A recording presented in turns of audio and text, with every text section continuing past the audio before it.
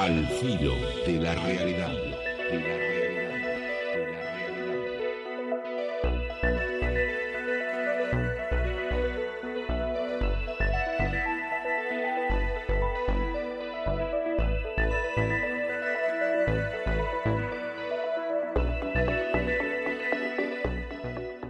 Esta pasó desapercibida dentro del fárrago periodístico que uno o por el cual uno es bombardeado todos los días.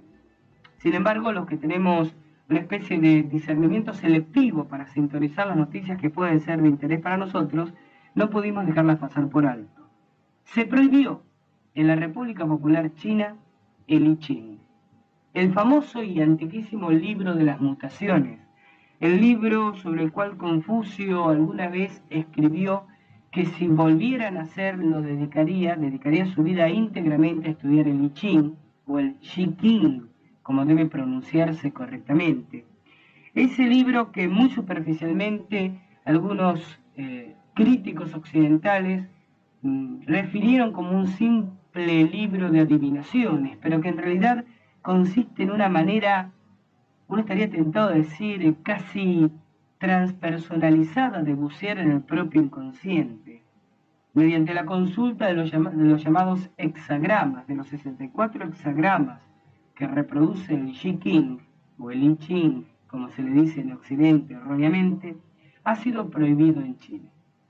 Cuando los periodistas de distintas partes del mundo tuvieron que arriesgar una apreciación sobre el porqué de esta prohibición, tomaron la explicación más sencilla, la que quizás alentó el propio gobierno comunista chino. Un intento de detener la superstición, de frenar la explosión de creencias espurias.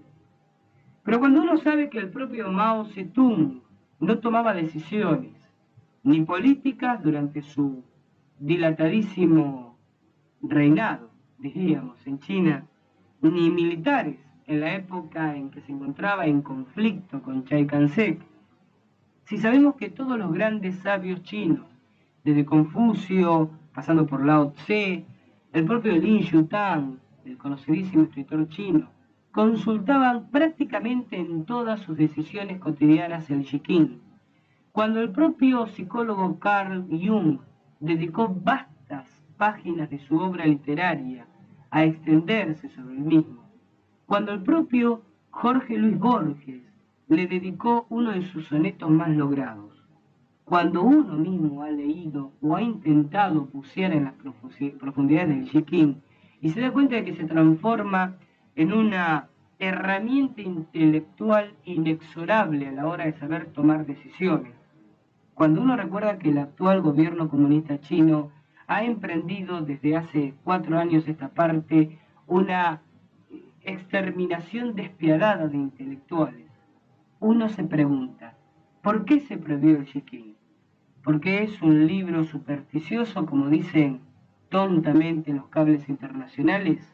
¿O porque se corría el riesgo, y así lo entendió el gobierno comunista, de que los grandes intelectuales tenían, con el adecuado conocimiento y compenetración en las páginas del Shi King, una herramienta poderosísima para provocar lo que inexorablemente, según las leyes universales, va a ocurrir, que es la caída de esa dictadura?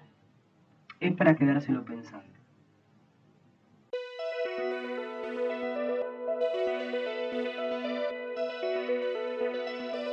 Al filo de la realidad. De la realidad. De la realidad.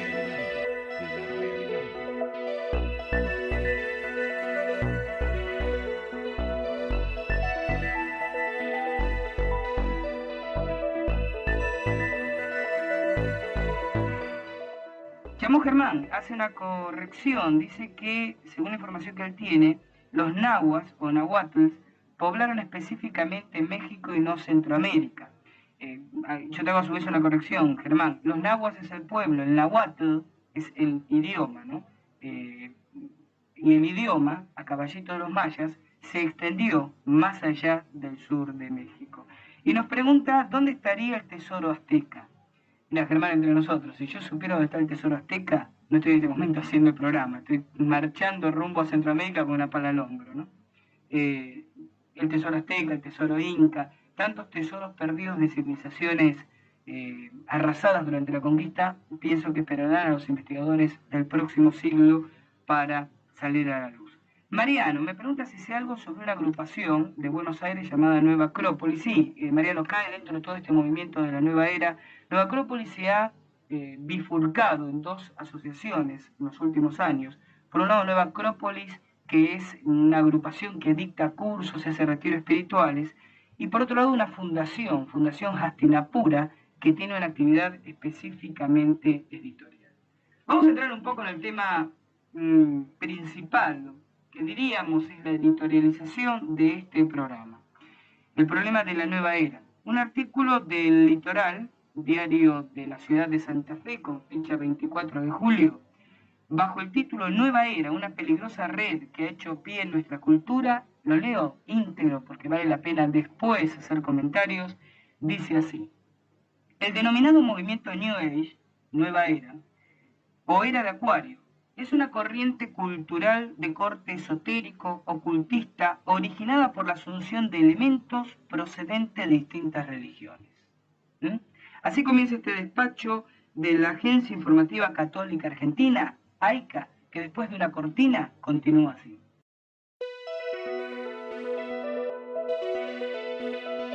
Al filo de la realidad, de la realidad, de la realidad.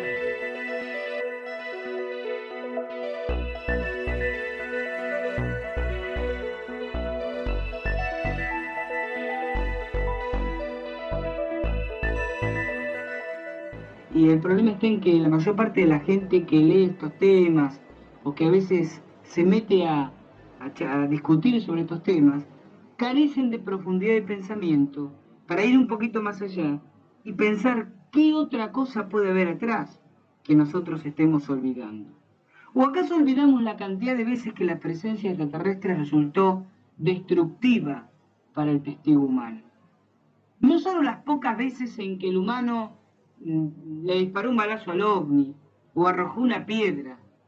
Y ustedes podrán decir, bueno, pero el humano agredió primero. Sí, contesto yo, pero la gran tecnología de estos aparatos no les permite bloquear la agresión sin llegar a la destrucción del humano. Muchas veces el humano fue muerto sin razón alguna. Y comento un caso, el caso que ha pasado a la historia como el caso de la lepra fulminante. Este caso ocurre en 1946. Se hablaba muy poco de ovnis en ese entonces, en un poblado del interior de Brasil llamado Aracariguama. Poblado muy pequeño que en los momentos en que yo estoy relatando, en el 46, no tenía luz eléctrica, no tenía agua corriente y no se comunicaba por caminos asfálticos con el resto de la comunidad. En Aracariguama vivía con su familia en una casa muy humilde, alejada del centrito del pueblo, ¿no?, de esas 2 manzanas que en el centro del pueblo, un obrero de nombre Joao Prestes. Vivía con su esposa y con sus 2 pequeños hijos. Un domingo de carnaval, Joao Prestes decide ir a pescar junto con su cuñado. Van a un río cercano, pasan pescando toda la tarde, y cuando comienza a atardecer, ambos regresan al pueblo y se separan en una encrucijada de caminos. El cuñado de Joao Prestes se dirige hacia el pueblo, porque iba a haber un baile de carnaval, y Prestes decide ir a la casa a dejar los elementos de pesca y después reunirse con su familia, que estaban en casa de una hermana de su mujer en el centro del pueblo. Cuando llega a la casa descubre que la puerta está cerrada y él había olvidado la llave. Entonces la rodea para penetrar por una ventana trasera que él sabía cómo desenganchar para entrar al interior. En el momento en que está cruzando sobre el alféizar de la ventana, observa una masa oscura, una gran masa oscura entre unos matorrales cercanos.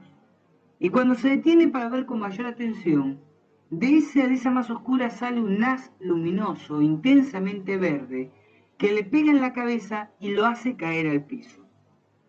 Prestes se incorpora, todo esto lo relata más tarde en circunstancias que ya les voy a comentar, se incorpora medio atontado y alcanza a ver que la masa oscura se pone intensamente luminosa, se eleva en el cielo, resultó ser obviamente un ovni, y se pierde en la noche. En ese momento su familia estaba en casa, como había comentado, de la hermana, de la esposa de Prestes, en el centro del pueblo, en una reunión de amigos, donde estaba también un farmacéutico, donde estaba el comisario de policía y 2 o 3 personajes prominentes cenando. 10 minutos más tarde ven cómo entra Joao Prestes corriendo en casa de estos familiares, totalmente desencajado, apabullado, de un presa de un pánico brutal, y cuenta a borbotones todo esto que yo había descrito antes, lo que había ocurrido. Entonces, su cuñada lo invita a pasar al dormitorio y acostarse para descansar hasta que se reponga. Prestes pide disculpas a los presentes, pasa al dormitorio y se acuesta. Y bueno, el resto de la gente se queda conversando las vicisitudes del relato de Prestes, cuando a los 10 minutos aproximadamente son despertados por unos gritos espeluznantes que vienen del dormitorio. Entran todos en tropel y se encontraron con un cuadro que estoy totalmente seguro nadie olvidó mientras vivía. Prestes estaba recostado, apenas cubierto con un pequeño pantalón corto, sobre la cama matrimonial. Y de su cuerpo se empezaba a desprender la carne, los músculos, los tejidos, las arterias, a jirones. Yo dije que este caso se conocía como el de la lepra fulminante, porque eso fue lo que les parecía a todos los presentes. Una lepra veloz, una lepra galopante. Con cada movimiento de Prestes se caía un dedo, se caía un pedazo de carne, de los brazos, de las piernas. El cuerpo de Prestes comenzó a descomponerse rápidamente, mientras Prestes mismo, que decía no experimentar ningún tipo de dolor, conservaba plenamente la lucidez. Tanto es así que cuando se comenzó a destrozar la boca, se comenzó a descomponer la boca y él ya no podía hablar, respondía con movimientos de cabeza a las preguntas que los demás le iban haciendo. Se trató de conseguir un automóvil, por el estado de los caminos no se pudo acercar ningún auto hasta la casa, entonces se trajo rápidamente una carreta para llevar a Prestes al hospital más cercano, que estaba a 40 kilómetros de distancia. Pero cuando lograron traer la carreta frente a la casa y llevar a lo que quedaba Joao Prestes a la misma, este ya había fallecido y era prácticamente un esqueleto recubierto de algunos trozos de carne desecada. El certificado médico hecho en el hospital al llegar fue sumamente ambiguo y ridículo. Como causa de la muerte se inscribió muerte por quemaduras de origen desconocido. No era evidentemente una quemadura, era otro proceso, quizás más emparentado con la radioactividad, lo que mató a Joao Prestes, producto evidentemente de este rayo intensamente verde que había partido del ovni que él observó segundos antes de que despegara y se alejara. ¿Por qué fue agredido Prestes? ¿Por qué fue muerto Joao Prestes? ¿Fue producto de un experimento? ¿Fue producto quizás porque vio un ovni en el lugar y en el momento en que no tendría que haberlo visto? Nada excusa la muerte de un ser humano, y menos a manos de una civilización supuestamente tanto más avanzada que nosotros, que también deberían ser espiritualmente y moralmente más avanzados. Esto, por supuesto, no implica afirmar que todos los extraterrestres son agresivos, ni tampoco que hay una agresividad elegida, ¿no? Porque si el extraterrestre o los extraterrestres eligieran ser malignos con la especie humana, voluntariamente perjudiciales, seguramente hace tiempo que podrían habernos arrasado del planeta. Pero por parte de algunos tripulantes de ovnis, hay una actitud, yo diría, de desprecio por la vida humana.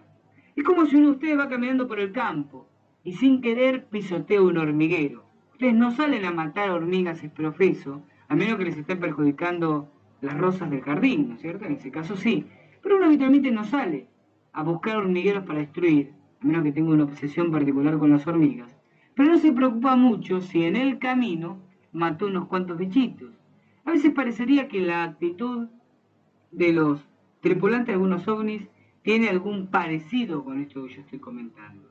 No buscan destruir al humano, pero no tienen ningún empacho, ningún inconveniente en eliminarlo por causas que escapan a nuestra comprensión, si así lo entienden conveniente.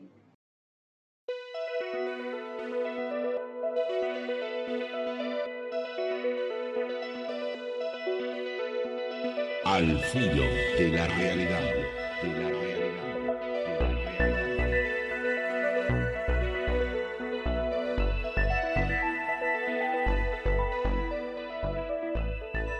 Comenzaron en Gualeguaychú investigaciones arqueológicas con el asesoramiento de un apasionado investigador local, el profesor Manuel Almeida, sobre un tema en el cual alguna vez hemos abundado en el filo de la realidad. 3 historias ubicadas en 3 momentos históricos, una de ellas difícilmente armonizable, diría yo, con la historia convencional, como es la supuesta existencia a 20 kilómetros de la ciudad de Gualeguaychú de los restos de una ciudad de 5.000 años de antigüedad.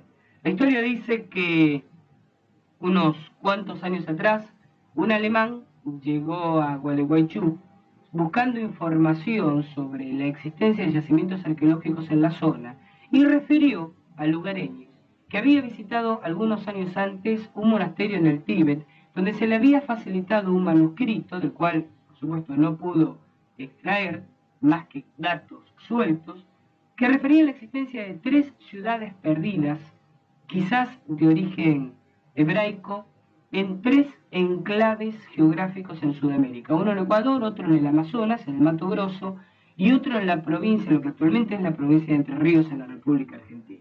Como este alemán no pudo acceder al Mato Grosso ni a la selva ecuatoriana, decidió buscar la tercera, y se dice que invirtió muchos dólares, mucho tiempo, buscando esta ciudad perdida en los alrededores de Gualeguaychú.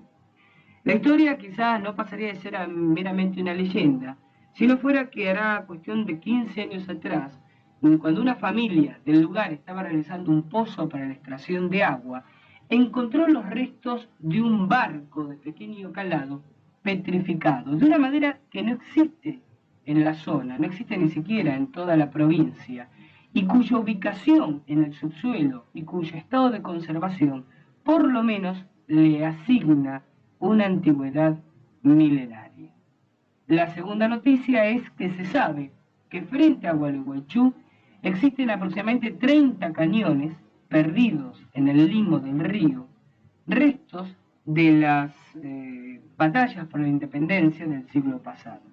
Y la tercera es que al norte de Gualeguaychú se encontrarían los restos de Soriano, la primera ciudad que habría sido fundada en territorio, lo que actualmente es territorio argentino. Estas 3 historias tienen un único común denominador, su ubicación geográfica. Una historia de 500 años, en la fundación de la primera ciudad en territorio sudamericano, una historia de 100 años, los cañones de la independencia, y una historia de 5.000 años. Precisamente en este momento estamos recibiendo un llamado. Raúl dice que escuchó hace un tiempo algo sobre una antigua ciudad encontrada cerca de Gualeguaychú y quisiera saber algo más. Esto es lo que estamos hablando en este momento, Raúl. Y uno podría quizás dejarse llevar por el escepticismo de cierto periodismo, ese periodismo que piensa que los grandes misterios están en Egipto, en México, en China, pero que no podemos tener un misterio, un gran enigma aquí en casa, ¿no? Es como esa expresión popular, ¿qué va a ser importante ese si vive a la vuelta de mi casa? ¿No? Es como que de pronto Argentina no puede tener grandes enigmas enterrados bajo su suelo. Y uno pensaría entonces que uno, por lo menos, de estos 3 enigmas, de estos 3 misterios, el de la ciudad de 5.000 años de antigüedad, podría ser quizás el producto de una mente afiebrada. Si no fuera que hace 15 días, el Consejo Nacional de Investigaciones Científicas y Técnicas, el CONICET, un organismo gubernamental, muy cauto en sus apreciaciones, muy metodológico, no solo en sus investigaciones, sino en el estricto hecho de comprometer su nombre en alguna difusión periodística, decidió destinar un equipo de investigadores que se encontrarían ya en la zona de Gualeguaychú recabando información y apoyar al equipo del profesor Almeida para tratar de descubrir si estas tres historias son en partes iguales, igualmente ciertas. Y se comenta inclusive que se habría cursado una invitación al profesor Almeida para ingresar como miembro de número al CONICET. Si los intereses creados de siempre no tapan esta información, sospecho que vamos a tener interesantísimas revelaciones en las próximas semanas sobre las cuales tengan la más absoluta seguridad. Nos vamos a hacer eco al filo de la realidad, de la realidad, de la realidad.